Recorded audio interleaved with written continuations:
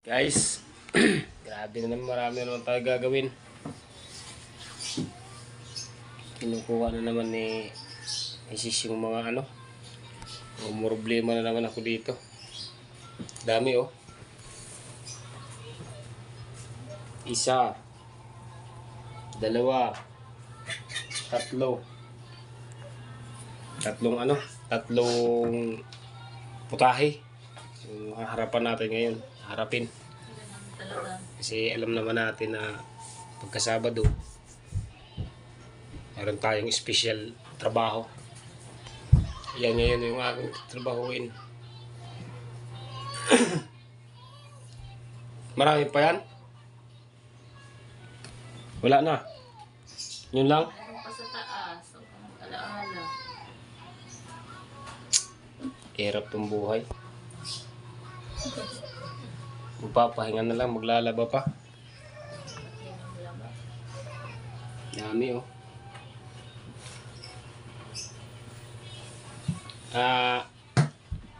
Comment nyo na lang dyan kung ganun din ba kayo.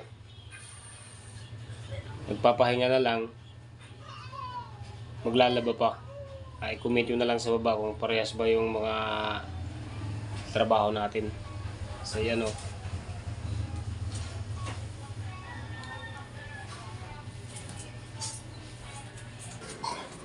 Dahil pang kalat.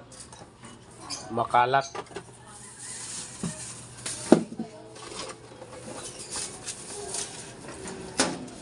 Pero ika. Ako ba?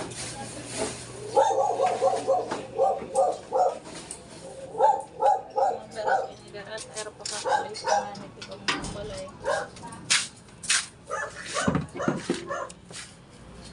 Kalit.